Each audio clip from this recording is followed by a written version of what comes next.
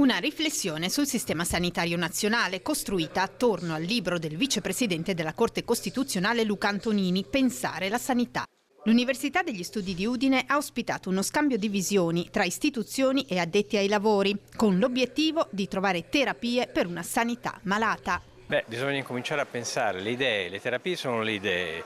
Il libro che noi presentiamo ne espone alcune sono state già seguite dalla politica, devo dire. Il libro è stato un po' un sasso nello stagno che ha fatto onde intorno a sé. Per esempio l'Italia perde troppi medici, tanti vanno all'estero, infermieri e medici. Bisogna capire come trattenerli in Italia, anche perché la formazione che noi facciamo è ottima e costa anche. Insomma, le idee sono tante, bisogna però appunto metterle al centro, perché la sanità è la pelle della gente.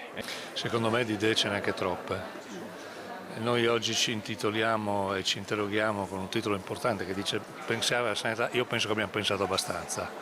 Penso che questo Paese produca soluzioni alternative da troppi anni. Il problema vero è che non ha la capacità di decidere, e quando tu decidi alla fine scontri una serie di posizioni che hanno più a che fare con una rendita che è stata precostituita nel tempo, e alla fine rischi di non decidere, e quando non decidi produci gli effetti, cioè produci quella equità che manca e quella risposta che deve tenere conto di un bisogno che è radicalmente cambiato e non può essere affrontato con un modello organizzativo che è figlio di una struttura della società che è completamente diversa. Non c'è altro modo per pensare alla sanità soltanto se consideriamo la persona. A me non piace dire la persona al centro, ma comunque la persona come essere più importante, perché la cura è una primarietà esistenziale, come tale va considerata per esprimere al meglio le capacità di vita, le capacità anche di curare le malattie.